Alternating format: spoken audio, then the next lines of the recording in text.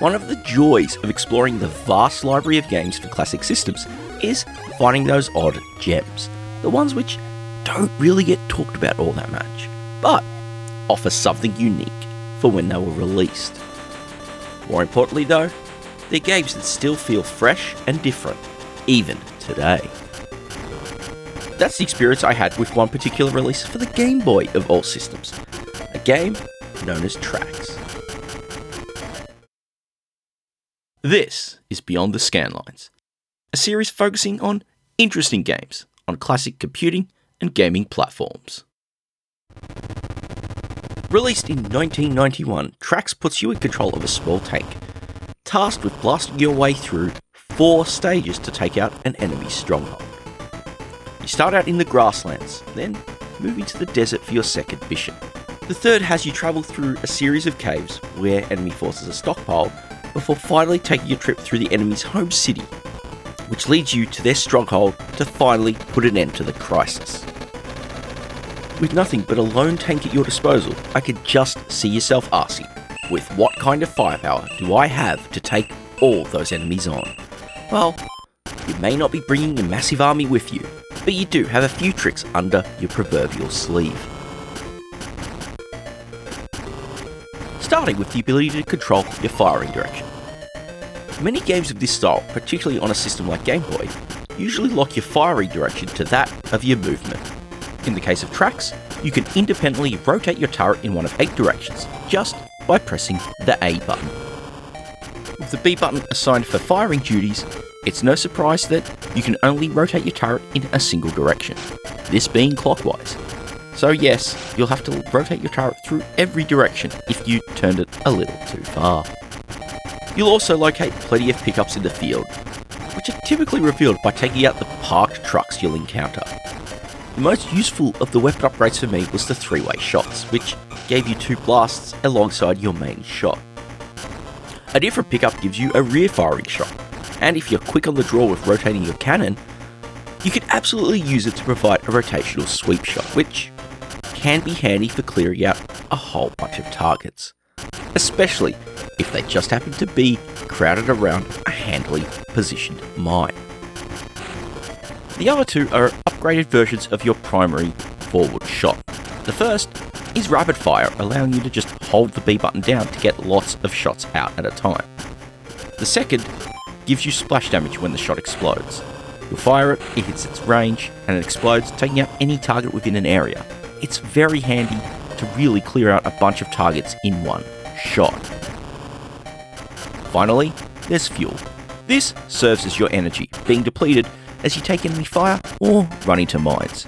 Thus, collecting these fuel pickups restores a small portion of your supply, which is most important to stop you from running out and exploding, resulting in one of your lives being lost. Speaking of lives, there's also a pickup which will add an extra one to your stock. Taking damage or enemy fire also has a small penalty. If you've got a weapon upgrade installed, you'll lose it, reverting back to your main gun. It may set you back, but thankfully, upgrades are plentiful, so it won't be long before you can collect another and be back at optimal enemy blasting ability. There are only 4 levels in Trax, but each of them offers plenty of variety, particularly from elements like the scrolling. Sections within stages alternate between scrolling vertically and scrolling horizontally. You'll also find plenty of obstacles which can be cleared out, making for some new paths to move through the screens. One particular element I dug was inside level 3, the cave stage. Most of the level is played out inside narrow canyons, but at points you'll enter a tunnel and find yourself within a cave. Survival inside these confined spaces is all about careful movement of your tank and focusing on the right target to take out, instead of frantically moving about the screen, constantly firing shots.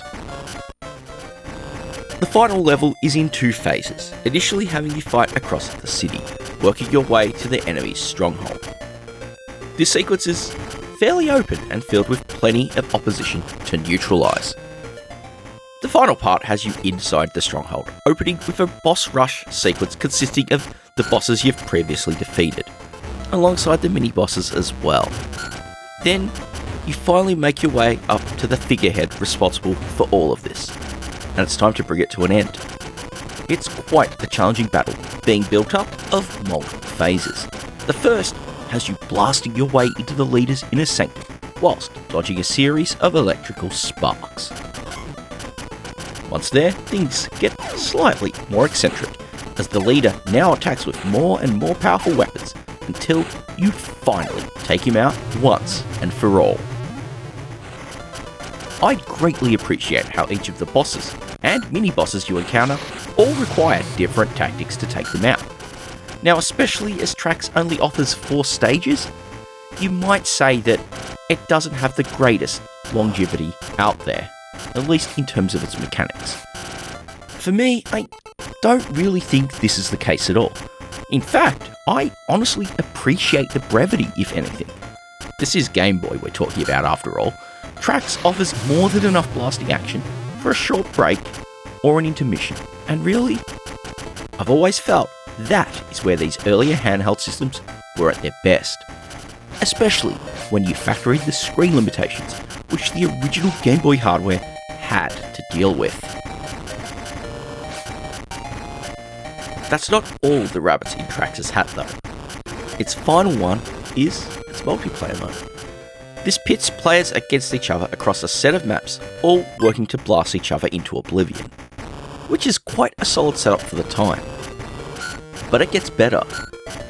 Trax is one of those few games which supports the 4-player adapter, meaning that you can battle up to 3 more friends and cause some virtual havoc. Now, whilst this is really intended to be played with friends, if you don't have any, or only 1 or 2, you can bring AI-driven tanks into play, and it's still surprisingly just as frantic with the AI. The arenas you'll fight in are much smaller over their single-player counterparts, but these confined spaces truly keep the rounds flowing fast and furious, and when combined with the large number of arenas on offer, it makes for plenty of great gaming fun. Looking back at the Game Boy's library, there tends to be this talk about loads of run-of-the-mill puzzle games, enough that they tend to drown out the more interesting stuff, which can be a bit of a shame, as Trax is certainly a game which shows the humble brick can be more than just an avenue for sliding digital blocks about a digital playfield. Its mechanics offer something different, more in common with the likes of Battle City than other shooters on the machine, and it provides a solid challenge which isn't unfairly punishing, nor a pushover to get through. It can be considered a bit fiddly to only rotate your cannon clockwise. To me, it adds to the charm, frantically rotating it to line up with a target to take it down, whilst dodging their fire can be tense at points, and featuring solid controls, you know you've always got a fair chance, even amongst the spots of slowdown you'll encounter, especially more frequent on the later levels. Trax is truly a surprising entry in the Game Boy's library, making it one well worth trying out, particularly if you dig shooters which offer a little more to them. It may surprise you to see a game like this coming out of HAL Laboratory, but that's part of the fun when exploring a library, if you ask me. Which brings me to the end of yet another Beyond the Scanlines. If you appreciated this look back at an interesting gem, why not leave a thumbs up on the video? Got some thoughts? Drop me a comment and let's chat. If you haven't already, do consider subscribing to the channel, and yes, ringing the bell to be notified the moment new videos are uploaded. Most importantly, thank you all so very much for watching.